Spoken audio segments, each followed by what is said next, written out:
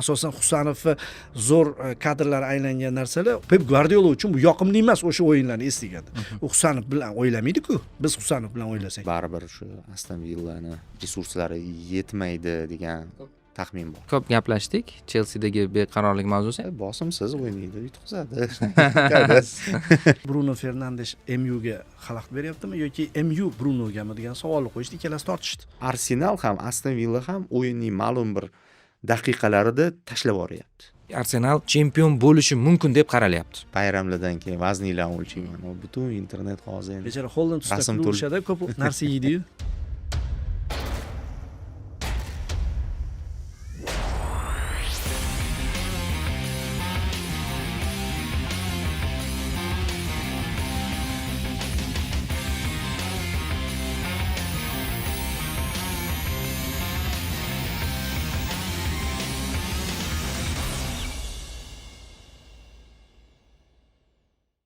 Assalomu alaykum qadrli do'stlar. Markaziy sektorda yilning oxirgi podkastlardan birida siz bilan ko'rishib turibmiz. Demak, bizda yakuniga yetgan dam olish kunlari Angliya Premyer Ligasida 18-tur uchrashuvlari bo'lib o'tdi. Birinchi davra hali endi rasman yakunlanmadi, 19-tur bilan yakunlanadi deb olib qarasak, lekin beruvchi xulosalarni qilsak bo'ladi. Hali o'sha yil almashayotganda endi bitta tur tushgan 19-turning bir qismi 2025 da qoladi, 26 ga o'tadigan qismi bor. Xullas, 18-turga nazar tashlar ekanmiz. Demak, butun birinchi davraga ham nazar tashlash niyatidamiz. Demak, Davron Fayziyev, Xayrilla Hamidov va men Orif Tolipov bu ishni amalga oshiramiz va bu ishni amalga oshirishdan ilgari, fikrlarni boshlashdan avval sizdan juda iltimos qilmoqchi edim. Oxirgi 2-3 ta podkastda juda faol bo'ldingiz, ya'ni obuna masalasida ko'proq insonga yetib borishini 2026-yilda futbol yili bo'lgani uchun ko'proq auditoriyani yana ham qamrab olishni istagan bo'lardik. O'zi tomoshalar soni juda ko'p bo'lyapti. Obuna sonini ham 100 ming bilan yakunlash niyatimiz bor. Ikkita podkastimiz bor. Bu birinchisi yangi yilgacha va o'sha ikki podkastdan keyin 100 mingga yetamizmi yo'qmi o'zimizga challenge qo'ydik har aka. Shunaqa qilmoqchimiz. Va obuna bo'lib qo'ying, bosib qo'ying. APL birinchi davra yakunlari. Demak, jadvalga qaraydigan bo'lsak, Arsenal yetakchi 42 ochko bilan demak tugatyapti desak ham bo'ladi. Hali o'zgarishi mumkin. Muhim uchrashuv kutib turibdi Arsenal Aston Villaga qarshi. Lekin baribir mana Arsenal amalga oshirilgan ishlar va mana bu turda ham demak g'alaba qozonmoqda. Ha, qiyin g'alaba, Brighton ustidan 2-1 hisobdagi natija shu o'yinga bog'lab. Birinchi davrani o'zini bir tahlil qiladigan bo'lsak, Arteta jamoasida siz qanday o'zgarishlarni sezdingiz o'tgan mavsum bilan? Ya'ni nima o'zgardiki Arsenal chempion bo'lishi mumkin deb qaralyapti?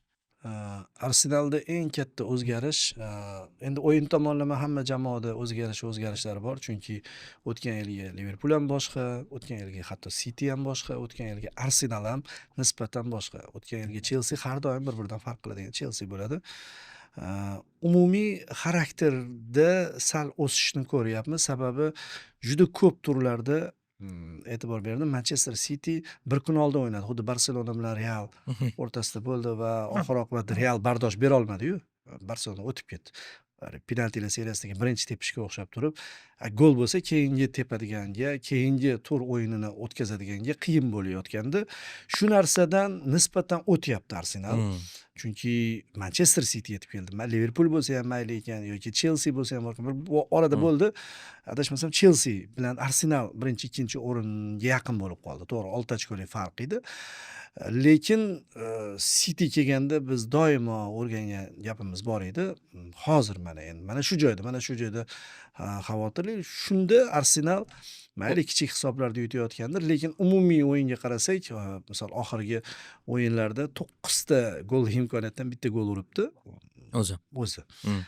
Endi avtogol bo'ladimi? 4 ta avtogol bor ekan, hammasi bittadan gol urgan, lekin bu jamoaviy natija, jamoa harakatining natijasi. Shuning uchun Arsenaldagi eng katta o'zgarish men uchun xarakter va ayni mana shu narsa chempionlik kurashida kerak deb o'ylayman. Endi mavsumni go'yoki ramziy ma'noda Unai Emery jamoasi bilan yakunlab berishi bu davron Gollivud dunyoning eng zo'r yozuvchisi ham to'qib bera olmaydigan ssenariy. Tarantino, Gollivud shunaqa ssenariy bo'lyapti. Rostdan ham Davron aka, Arteta jamoasida o'sha shunaqa seriya bo'ldi, gol o'tkazmasdan g'alabalarga erishdi. Keyin esa mana hozir qiyin avtogollar bilan deylik, qaysidir vaziyatda penalti bilan nima bo'lganda ham g'alaba qozonyapti. Mana shumi chempionlik xarakteri? Chempionlik xarakteri aynan o'sha katta o'yinlarda namoyon bo'ladi. Oxirgi sekundlarda namoyon bo'ladi. Kambeklarda namoyon bo'ladi. Qiyin davrda, ya'ni jarohatlar ko'paygan paytda namoyon bo'ladi. Mana shu narsa jamoaga barqarorlik taqdim etadi. Ya'ni muammo hammada bo'ladi, lekin mavsum davomida o'sha muammolarni amortizatsiya qilish faqatgina kuchli jamoalarga xos jihat. Arsenalda bo'ldi bu narsa. Shu ikkala markaziy himoyachisi va 2 yildan beri Arsenalning asosiy kuchi deya e'tirof etilyapti. Chunki hujumchilar, ijrochilar juda ko'p o'zgaryapti Arsenalda. Stabil qolayotgan aynan shu markaziy himoyachilar. Mana shu stabil markaziy himoyachilar jarohat olgan paytda Arsenal buni his qildi. His qildi-yu, lekin unaqangi katta talofatlarsiz chiqib ketdi. Ha, ochko yo'qotdi, ha, City yaqinlashdi, lekin birinchi o'rinni saqlab qoldi. Ko'proq gol o'tkazdi. Ba'zida omad kulib boqdi, ba'zida esa o'zlari xarakter bilan tortib olib chiqib ketishdi o'yinni. Va bunaqa holatlarda chempionlik xarakteridan tashqari haligi puzzlelar ham tushib berayotgandek tuyuladi-yu. Shunga Arsenalda misol uchun o'sha har doim Leicester bilan solishtiriladi. Leicesterda ham juda ko'p puzzle tushib berganda, inqiroz, top jamoalarning inqirozi, Tottenhamdagi muammolar hammasi yig'ilib turib, Leicesterga go'yoki sekin-sekin yo'l ochib bergandek. Va mana shu holatda Arsenalga ham birinchi davrada har holda ko'p vaziyatlarda omad ham kulib boqdi deb o'ylayman. Lekin futbolda o'zi yuzaki qaraganda omad bo'lib tuyulgan narsalar o'sha jamoani ichiga kirib turib tahlil qilinadigan bo'lsa, konkret faktlarga bog'liq ekanligi ham yuzaga chiqib keladi.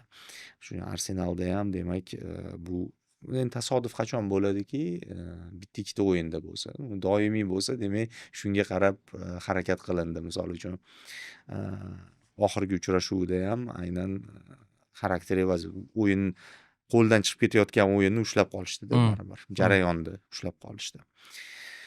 Endi Aston Villa ham xuddi shunday xarakter ko'rsatyapti, lekin menda nimagadir baribir shu Aston Villani mavsumning qaysidir qismiga borib resurslari yetmaydi degan taxmin bor. Ko'pchilik o'zi nimani yozibdi, biz o'sha o'tgan safar muhokama qilganimizda biz izohlarni o'qiymiz. Yaxshi fikrlarni shunaqa kutib qolamiz yana. Shunaqa izoh ko'zim tushdiki, o'zi Emery Arsenalda ham 11 ta g'alabali seriya qayd etib, keyin mavsum juda o'sha yomon yakunlangan boshlanishiga nisbatan solishtirganda deb Emeryning o'zi Arsenaldagi faoliyatini eslab keltirishibdi-da.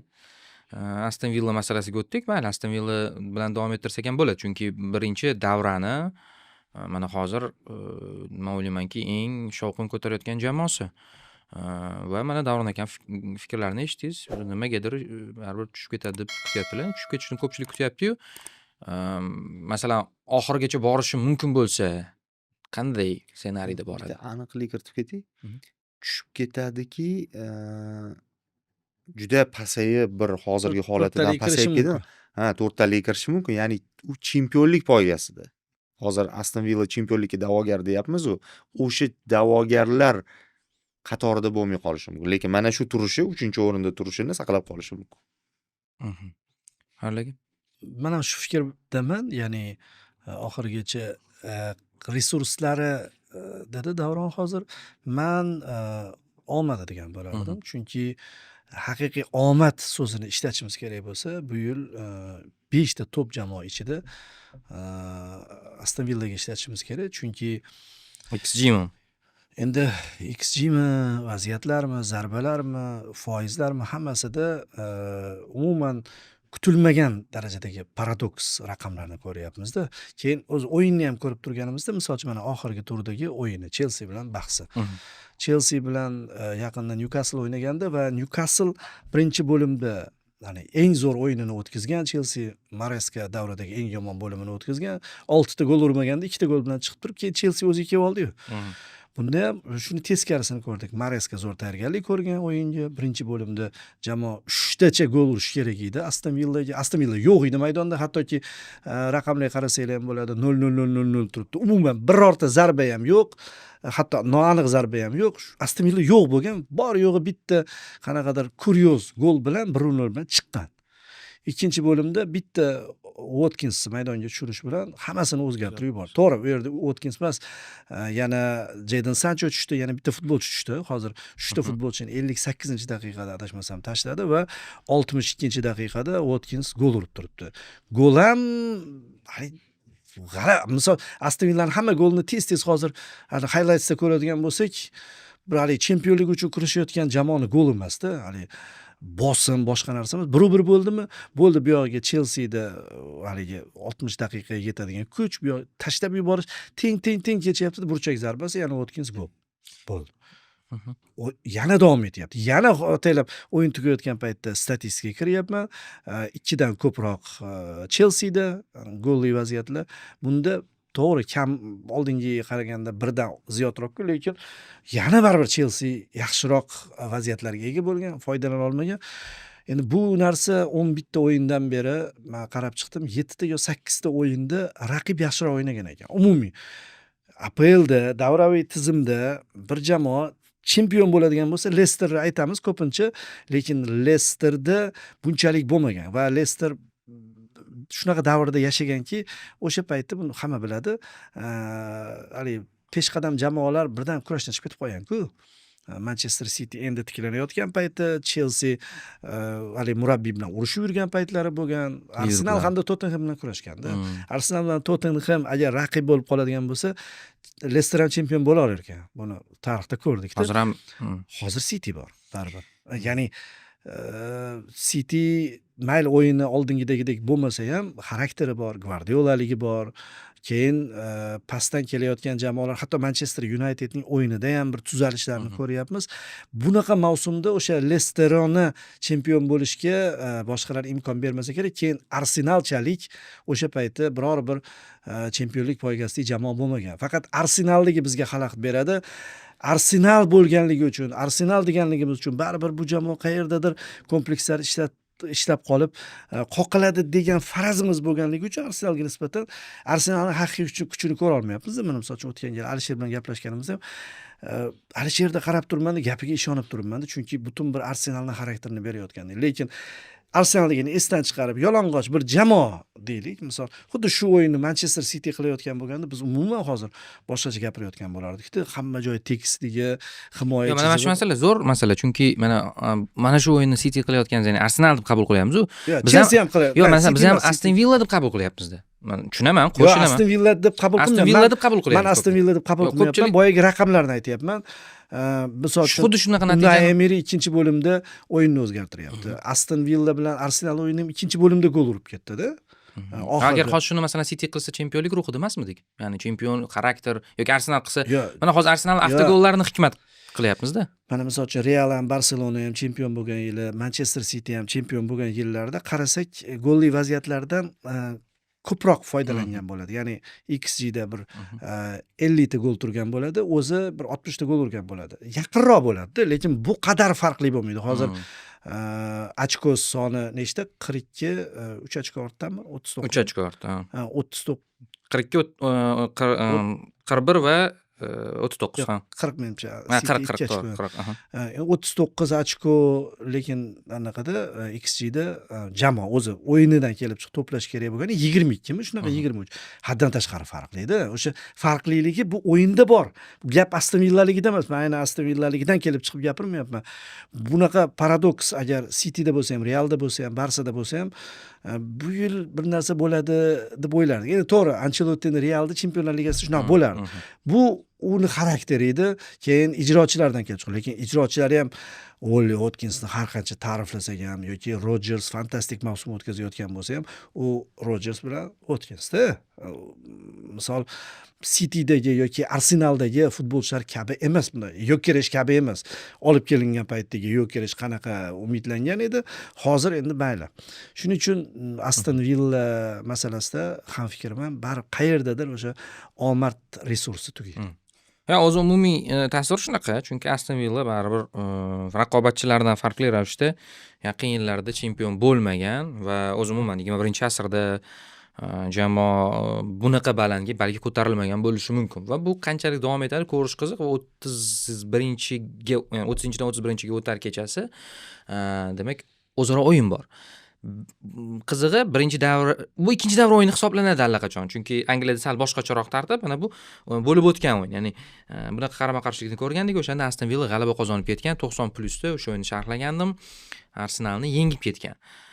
Va qiziq bo'ladi bu uchrashuvni kuzatish va ko'p jihatdan o'sha chempionlik kurashini ham yaqin masofada belgilab beradi, ya'ni kimlar bo'ladi bu kurashda poygada. Bu orada City ancha o'ziga keldi. Masalan, biz ko'p aytdik-ku, 1 yil bilan solishtirganda, avvalgi rosa 1 yil bilan Cityda inqiroz endi shu cho'qqiga chiqib boshlagan, Guardiola hamma yog'ini yulib boshlagan davr bilan solishtirganda, hozir sekin mana o'yin o'ziga kelyapti va 18-turda Nottinghamni safarda 2-1 hisobda yengdi. Dyche juda ham yaxshi jamoani nima deydi, o'ziga keltirib oldi. O'zi shunaqa murabbiy kerak edi. Ular bilmadim, Espiritu Santoni haydab Postecoglou bilan qanaqadir avantyura qilishdi, lekin unga ham oxirgacha imkon bermasdan uni ham ketkizib yuborishdi.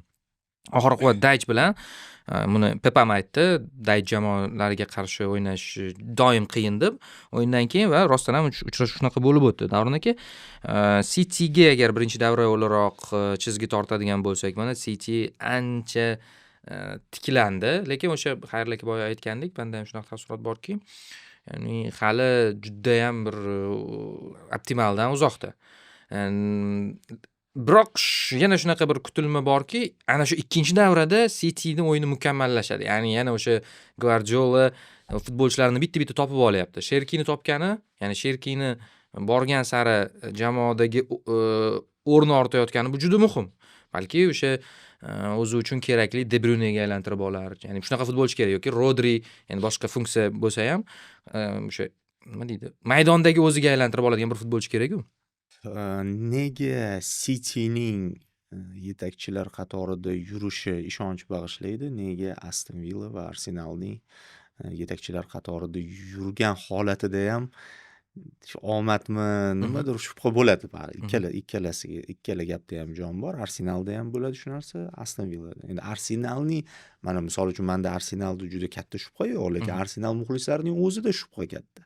O'sha Alisher bilan studiyada ham ozgina bahsimiz shundan iborat bo'ldiki, u baribir o'sha Arteta to'g'ri yo'ldan ketyapti deb to'liqligicha ishonmayapti. Men normal ko'ryapman. Sababi ham bor, lekin men tushunaman u narsaning sababini. Aston Villada ham, Arsenalda ham mana oxirgi o'yinlarni olamiz. Aston Villa Chelsea birinchi time Aston Villada XG 0, zarba 0, vaziyat 0. 29% vaqt davomida to'pga egalik qilyapti. Va Chelseada vaziyatlar, hujumlar, dominantlik va ura olmayapti. Urishi ham mumkin, ura olmayapti. Nimadir bu noaniq zarba yo'q, sevlar. Arsenalda ham xuddi shunaqa. Birinchi time dahshat o'ynadi Arsenal. Umuman imkon yo'q edi Brightonda. Ikkinchi taymda o'zgarib qoldi. Oxirida lekin ushlab qoldi. Ana o'sha joyda xarakter ko'rsatishdi oxirgi. Biroq taymning o'rtalariga kelib Brighton umuman o'zgarib ketdi, boshqa jamoaga aylandi. Ya'ni Arsenal ham, Aston Villa ham o'yinning ma'lum bir daqiqalarida tashlab yuboryapti. 90 daqiqa. Cityning o'yinini kuzatadigan bo'lsanglar, shu 90 daqiqa City yutgan o'yinida tashlab yormaydi o'yinni. Bir xil tempda ushlab. Lekin bo'lmasa ikkinchi bo'lim yaxshi. Yaqinda shunaqa o'ynayotdi lekin. O'sha mana shu barqarorlik kelishdan oldin oxirgi o'yinda birinchi bo'limda yaxshi o'ynamadi, lekin ikkinchi bo'limda zo'r o'ynadi City. 3 gol urib sal qoldi. Birinchi taym yaxshiroq o'ynamadi deganingizda hamchi 0 bo'lmaydi-da XG'si. Endi Nottingham Forest bilan uyatib. Umumanda o'zi har bitta o'yinda ko'rsangiz, Fulham bilan o'yin, Leeds bilan o'yinlarni eslaymiz. Mana bu dekabr boshidagi o'yinlar ekan. Bittasida 4-5 bo'lgan, ikkinchisida 3-2 bo'lgan. Ya'ni yaqinga shunaqa sal barqarorlashdi hozir. Yo'q, aytmoqchimanki, Cityning 90 daqiqasida umuman tashabbusni to'liqligicha boy berib, raqibga to'pni ham topshirib, nazoratni ham topshirib, bitta ham vaziyat yuzaga keltirmasdan o'yinda mazmun qolmaslik holatini men Cityda kam ko'raman-da, nisbatan Aston Villaga nisbatan va Arsenalga nisbatan. Shuning uchun bo'ldi, mana barqarorlashdi. Ishonch bag'ishlaydi. Endi mana taksiga chiqqanda ham Xayrli aka ko'p yurasiz. ma'lum bir haydovchi bir xil vaqtda olib borishi mumkin, lekin bittasi qoidaga rioya qilib turib, hammasini joy-joyiga qo'yib, sizni xavotirga solmay olib boradi. Kimdir esa qaysidir joyda qoida buzadi yoki shoshadi, boshqa joyda esa shoshgani natijasida GAI xodimi to'xtatadi, lekin bari manzilingizga olib boradi. Stabil emas. Unda xavotirda o'tirasiz biroz. Cityda o'sha bexavotir biznes klassda ketayotgandek bo'lasiz. Shuning uchun Cityning chempionligiga ham ishonch bor. ko'payyapti-da. Shuning uchun men o'ylaymanki, Aston Villa bilan Arsenalning muammosi bu qaytangi bularda seriyalar bor. Mana Arsenalda golsiz seriya bo'ldi, Aston Villada mag'lubiyatsiz seriya bo'ldi. City boya aytilganidek bir ko'p gol o'tkazib yuborishi mumkin.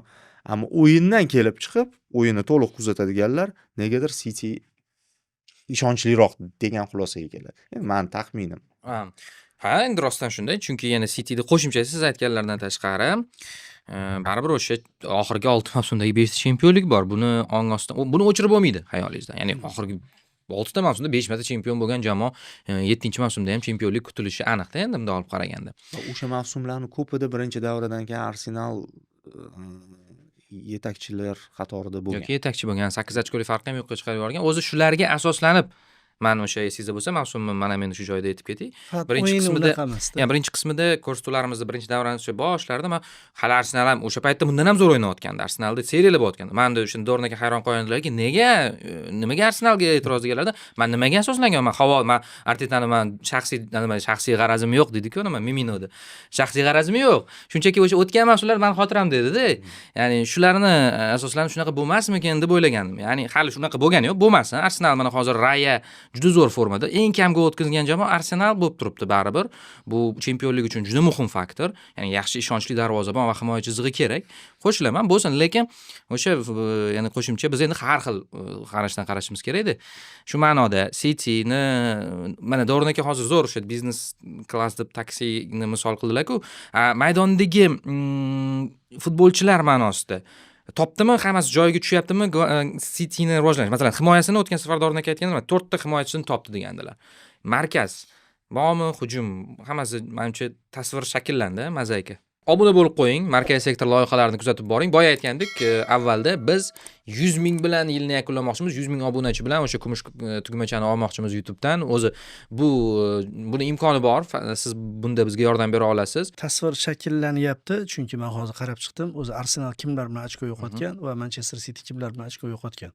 Arsenalda tasodif kamroq, chunki bitta Sunderlandni oxirgi daqiqada o'tkazib yuborgan goli bor, 2-2 bo'lib qolgan va Aston Villa yutqiziq bor. Aston Villa yutqiziq uyatmas, chunki City ham yutqizgan. Faqat Liverpool City ham yutqizgan. Liverpool o'shanda xato qilib qo'yib yutqizdi. Agar uzun paslar bilan foydalanib o'ynaganda Watkins bo'lardi, bu yo'q. Rodgers bo'lardi, Watkins bo'lardi. Lekin Newcastle yutqizgan, Brightonga yutqizgan Manchester City boshida-da. Shundan kelib chiqib aytdi. Arsenalda umumiy seriya ham bor, uzoq va orada durang bor, Chelsea bilan durangi bor, keyin Manchester City bilan o'zi durangi bor, Sunderland bilan va Aston Villa bilan.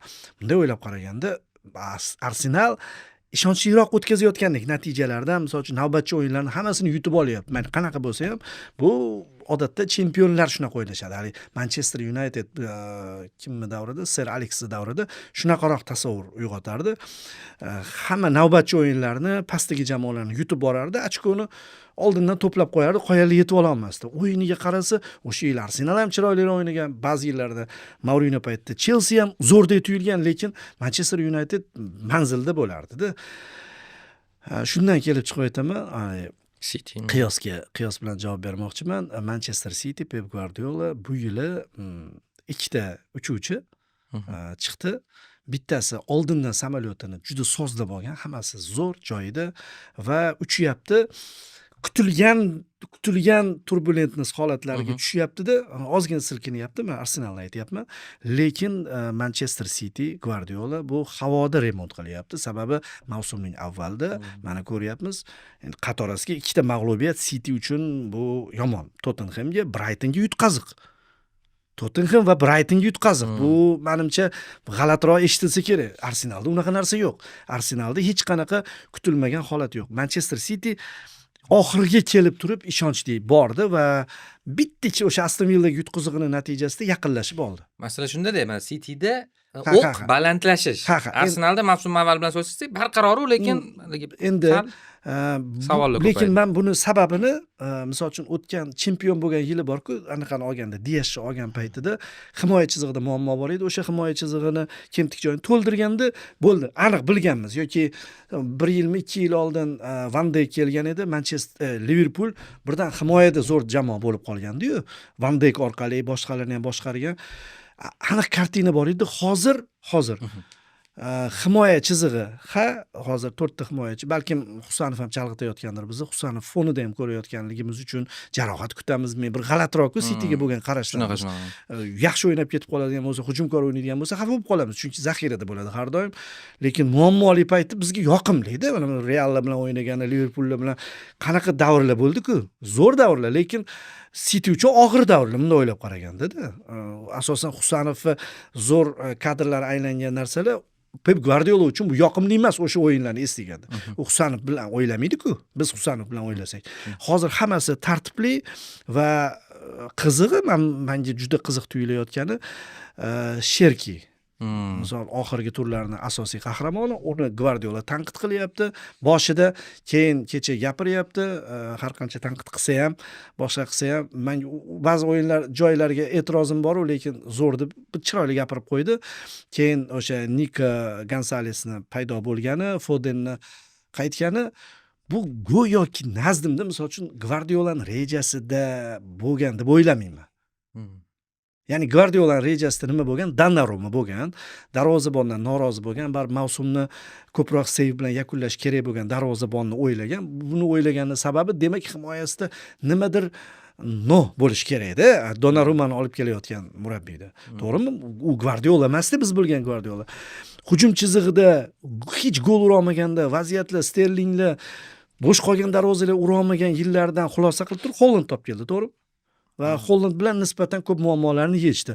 Xuddi shunaqa darvozada ham Donnarummani olib kelishdan asosiy sabab seyvlarni o'ylab, Donnarummani oyoq bilan o'ynab, hujumlarga chiqib ketishini o'ylab olib kelmagan-ku. Demak, baribir qaysidir muammoli chizig'i borki, o'sha himoya chizig'ida Donnarumma olib kelgan. Donnarummada rejasi bo'lgan, lekin Sherkida qaysi bir Renders sotib yuboradi, boshqa Renders yaxshiroq o'ynaganda, nima bo'lsa bo'ldi deb turib o'sha zaxiradagi futbolchilarga qaysi biridir o'tsa, hali o'qituvchi bolalarga she'r yodlatadi, bir kutgan bolasi hayajonlanib boshqasi yaxshi she'r o'qib beradi-ku, o'sha komissiya kelgan paytda.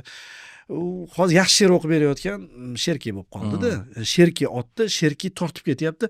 Men shuning uchun aytayapmanki, Manchester Cityga ishonch emas. Cityni bilamiz, Guardiola deymiz, boshqa deymiz, lekin u ham qayerdadir ruscha aytganda buksavat qilib qolishi mumkin deyotgan sababi juda ham Guardiolaning rejasida ketmayapti deb o'ylayman.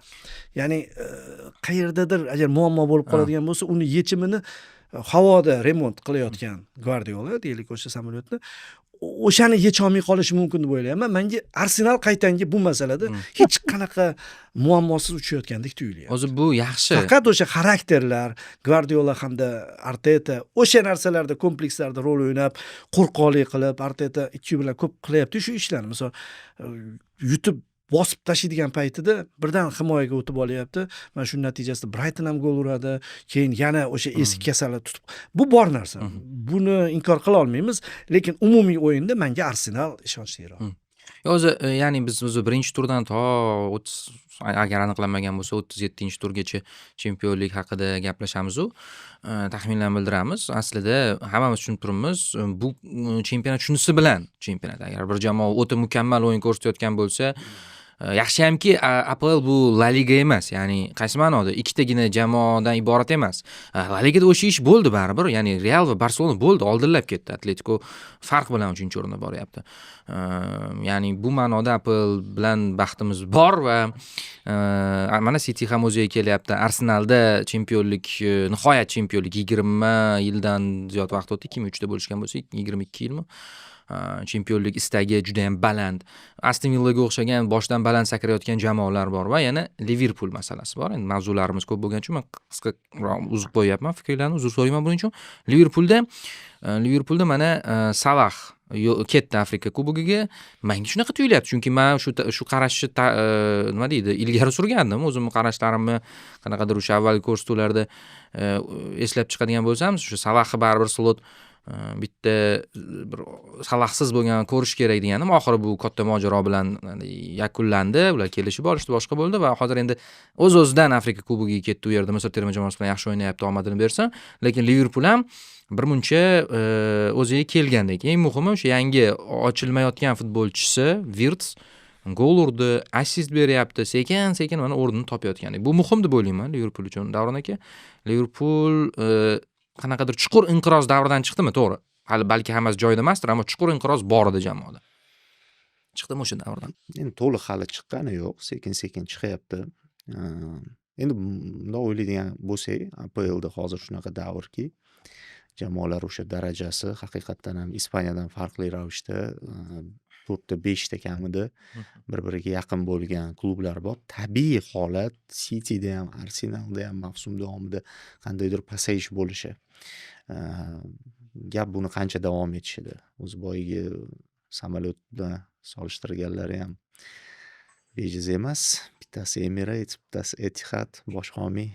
O'zi Liverpool ham shunga o'xshash homiy jalb qilsa, balki yaxshiroq parvoz qilarmidi. Endi agar Liverpoolning mavzusiga chuqurroq kiradigan bo'lsak, jamoa ichida konflikt har doim natijada aks etadi. Shu boya aytgan gap, biz ba'zida ko'rmasligimiz mumkin, lekin o'sha ichki nizolar o'yinga juda ham bir jiddiy ta'sir o'tkazadi. Shunchaki bu ommaga chiqib ketdi. Ko'pincha jamoalar ichida qolib ketadi bunaqa nizolar. Gvardiolada qoladi, menimcha ko'pincha. Gvardiolada ko'p bo'ladi. Gvardiolaga kimdir qarshi chiqadi deb o'ylaysizmi? Gvardiola xotini qarshi chiqadi. Yo'q, jamoada. Yo'q, Gvardiolada mana shu oxirgi 2 yilda bilmadim, yoshi ulg'aygan sari u ham anaqani yo'qotdimi, qanaqadir sovuqqonli. Cityda ishi uzoq bo'lib ketdi. Oldin baribir 3 yil, 4 yilda ketgan. O'sha oldingi Gvardiolaning armiyasi u hech qanaqa anaqani chiqarmas tashqariga. Ketganlar, Gvardioladan ketganlar gapirardi. Unaqa edi, bunaqa edi, e'tibor qilmasdi, gaplashmasdi. 8 yildan keyin ko'pdi davra. Bu Gvardiola yo'q, bu bo'yicha masala yo'q. Aytmoqchiman, Gvardiolaning odati u o'zini konkret kartinasini ko'radi-da kelajakda. Kimni xohlayapti, nima o'yin xohlayapti. Unga mos kelmasa farqi yo'q. Afsonami, zo'r o'yinchimi, topmi, farqi yo'q, voz kechadi. Va tabiiyki ketgandan keyin o'sha futbolchi keyin ko'p. Birinchi kelganda eslaylar, Johartdan boshlagan. Afsona edi. Angliya terma jamoasi asosiy darvozaboni, City ramziga aylangan. Shundoq keldi, voz kechib yubordi. U ham vaqt ko'rsatdiki, Johart u darajaga qayta olmadi Citydan ketgandan keyin. Va bunaqa misollar ko'p. Shu Aguero'ni ketkizgani vaqtida. Aguero'ni ketkizdi, tizimni o'zgartirib yubordi. Endi to'g'ri, De Bruyne deb o'zida pasayish bo'ldi. Endi bir qancha mana shunday futbolchi. Alvaresda xatolik. Shundalik. Palmerga men uncha ishonmayman, Cityda o'ynab ketishiga. Palmer o'zi aytolmayku, alohida. Lekin oxirgi payt shu narsani qo'ldan chiqardi deb o'ylayman. Gvardiola baribir uni nafaqat jamoa ichidagi nizolar, oilasidagi ichidagi nizolar ham ommaga chiqib ketyapti. Shuni nazorat qila olmay qoldi. Rostdan ham balki o'zini xarakterida o'zgarish bo'layaptimi, bir qanaqadir. Endi qarigani ham yo'q-ku, agar qarichilik desa. Fergusonda chiqmagan ekan-da shu narsalar. Ferguson oxirgacha ushlab turgan lekin. Shuning uchun mana Fergusonda ham to'polonlar bo'lgan-ku. To'polonlar bo'lgan, chiqqan, lekin bosh qoshini yorib tashlagan. Darhol yopib qo'yganda, muammoni darhol yopib sotib yo'q, yuborgan. jangchi bo'lgan, shuning ichida yashagan deb Misol uchun o'ylayman. Beckham bilan Ronalduni sotib yuborish Realga pul bilan u sotish. yerda shaxs Ferguson bo'lgan. Alohida hikoya ham bor. Endi bu yerda ham shaxs. Bu yerda ham Gvardiola. Pep. Yo'q, qo'shilamayapman. Chunki Unitedda o'tmishi bor baribir, katta jamoa bo'lgan. Gvardiola umuman hali Gulistonga kelib turib, suv ochdi. Keyin yangi trendga start berdi Gvardiola. bayramlardan keyin vazninglarni o'lchayman. U butun internet hozir endi Bechora Holland ustida rasm pul urishadi, ko'p narsa yeydi-yu. Liverpuldachi o'sha muammo chiqib Liverpuldan- ketdi. Chunki hozir biz qaytib qolyapmiz, Ha, ulgurolmay yo'q. qolishimiz mumkin. Vaqtda O'zi- chiqib qolyapman-da. Angliya deganda hozir birinchi navbatda Arsenal City bo'lib qoldida. Qara, bu yaxshi. Va uni Bu yaxshi. Mana shu duellar Klopp Guardiola davrini bir gullatib Ha, berdi. shunday, O'z vaqtida Wenger Ferguson qarama-qarshiligi yoki Mourinho hamma bilan qarama-qarshilik qilgan. Kerak qarama-qarshiliklar ham. Ispaniya to'g'ri raqobatli o'yinlar kam, raqobatchilar kam, lekin ikkita klubni qarama-qarshiligi, hali dushmanlik bo'lmasa ham juda kuchli bir top darajaga chiqqani uchun ham biz maza qilib ko'ramiz Ispaniyani. Angliyada ham bo'lishi kerak shu narsa va biz ham tabiiy ravishda ketib qolyapmiz u mavzuga. Liverpul shunaqa edi-da o'tgan mavsum. Oldingi muddatda, Klopp davrida. Xo'p, hozir inqirozdan menimcha chiqishni boshladi, lekin hali chiqib ketgani yo'q. Qo'shilaman fikriga, baribir Salah bilan hozir misol uchun Realda ham shunaqa-yu. Vinicius kayfiyati zo'r bo'lsa, o'yinlarni masalasini hal qilib tashlaydigan darajada o'yin ko'rsatadi. Nimadir yoqmasa boshlanadi, jamoa nizo. Bekorga muxlislar ham juda sezuvchanda. Viniciusga uvillashdi-yu. Jahl qilib. Endi hozir shu darajaga keldi-da. Avatarlarni o'zgartirib tashladi. Va Liverpulda ham o'sha nizoniy pasayishi natijaga ta'sir qilib, mana hozir sal o'ziga kelyapti. Hali Salah qaytib kelgandan keyin qanaqa kayfiyatda qaytadi, bu ham ta'sir qilib qolishi mumkin. Ko'rish qiziq bo'ladi. Rostdan ham Liverpulda o'sha mana Ekitike yaxshi sport formasida Isak uzoq muddatga safdan chiqdi. Bu juda noxush xabar. Va Afrika Kubogi yakunlansinchi, Salah kelsa masalan qanaqa yechishadi. Slot uchun yana bitta muammo bo'ladi. Chunki Salah katta futbolchi, uni aylanib o'tib keta olmaydi. Garchi u masalan u ko'rmayotgan bo'lsa ham. United masalasi bor. Manchester United Newcastle-ni yengdi 18-turda. Liverpool, endi men xayrlaki Liverpool haqida so'ramagan sababi hozir ulgurmay qolar ekanmiz. Agar kiradigan bo'lsak, shuning uchun men nima qilmoqman, inobatga olmoqman. Shuni vaqti, shuning uchun rozi bo'lasizlar. Unitedda Fernandes hazillashib eng yaxshi assistent hozir sherki ikkalasi ligada va Unitedda baribir masalan shunaqa holatga keldiki, men siz aytgandek, shu bosimsiz o'ynasa, jamoadan kutilmalar bo'lmasa, bir qanaqadir natija bo'lishi mumkin. Shunaqa bitta mavsum kerak, hech nima kutmaslik kerak Uniteddan. Shu mavsumda yashayapmiz menimcha. Hozir Uniteddan hech kim hech narsa kutmayapti. Unitedni oxirgi o'yinlariga qaraydigan bo'lsak, bu yerda bir boshqa jamoalardan farqli narsa kuzatildi. Ya'ni Bruno Fernandes siz o'ynash. Bruno Fernandes menimcha 4 dan 5 ta o'yin o'tkazib yuboradi. Endi bunaqa narsa juda ko'p jamoalarda bo'lgan. Masalan, De Bruyne o'ynamagan paytlar bo'lgan. Yana istalgan jamoani oladigan bo'lsak, masalan, Mbappe o'ynamasligi mumkin, Benzema o'ynamagan bir paytda, Ronaldo, Messi ham o'ynamagan payt bo'lgan. Lekin Brunoniki boshqalardan shunaqa farqliki, u umuman jarohat olmaydigan futbolchi-yu. Umuman nima bo'ladi degan narsani shu eng qizig'i, men shu jarohat olishdan sal oldin Lukomskiy bilan Kartavini videosini ko'rdimda. Bruno Fernandes MU ga xalaqit beryaptimi yoki MU Brunogami degan savolni qo'yishdi, ikkalasi tortishdi. Shunaqaki ikkalasi ham yechim bera olmayapti. Sababi shu haftasiga jarohat olib berdi. Mana ko'ring deganda edi. Va qiziq tomoni mana shu Bruno ketgandan keyin liderlikni kim oladi o'zi degan savol paydo bo'ldi. Misol uchun Kunya bor, to'g'ri. Kunya o'nli bo'lib o'ynayapti, lekin kutilmaganda Heaven bilan Patrik Dorguni olishi ikkita o'yinda ikkalasi yaxshi o'ynayapti. Heaven umuman fantastik. Hayron qolarli. Demak, bu yosh jamoa-ku, baribir himoya chizig'i, Lamens ham yosh, Heaven ham Martinez, nima ham o'ynaydi, Yoro ham yosh, juda Yoro ham yosh, Lisandro mayli, juda yosh, qari ham emas, boshqa ham emas. Umumiy orqada o'ynayotgan futbolchilar tajribasi yuqori emas. Lisandro Martinez ham yoshga o'xshaydi, chunki u yo'q bo'lib ketib, yana keladi, jarohat olib shunaqa yuradi. Misol Maguire yo'q yoki haligi gollandiyalik himoyachi yo'q. Kim edi? Delikt yo'q. Shu tomondan hali mana shu joyda bemalol Amarim sal erkinroq o'ynadimi deb o'ylayman. Chunki istalgan futbolchiga aytishi mumkin-da, borib bitta pichirlab, sen bugun lider bo'lishing mumkin, imkoniyat bor. Shunaqa bir imkon berib qo'ydi hozir haligi Bruno Fernandes va o'z o'yinda bunday o'ylab qaraganda United yutuqqa loyiq o'yin ko'rsatmadi. Hatto Duranga ham loyiq bo'lmadi. Newcastle zo'r o'ynadi. Ammo Manchester United boshqalarga qaraganda deb o'ylayman, katta o'yinlarda yaxshiroq o'ynab turib, ochko ola olmadi, yetarlicha ochko ola olmadi. Arsenal bilan o'yini juda ko'p o'yinlarda men United yaxshiroq ko'r. Everton bilan umuman kulgili bo'ldi.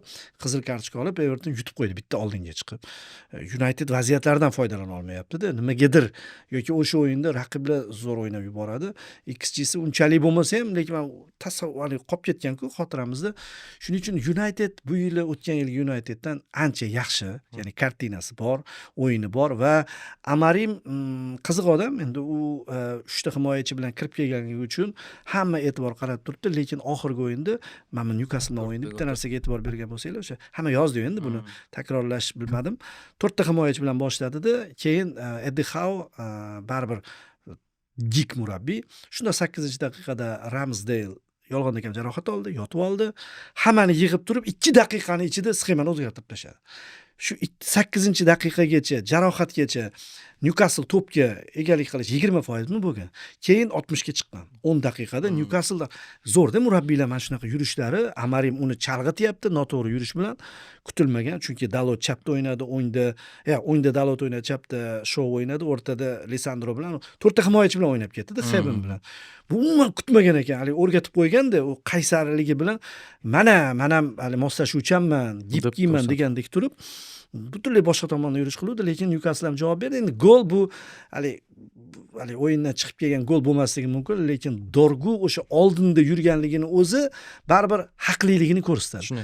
Lekin ikkinchi bo'lim Newcastle dahshat, Lammens agar Onana bo'lganda, menimcha gol o'tkazib yuborardi. Bitta burchak zarbasidan kirib ketardi. Chunki hamma burchak zarbasida qiynalib bo'lsa ham yiqilib turib ham qaytarib yubordi-da. Newcastle menga yoqdi.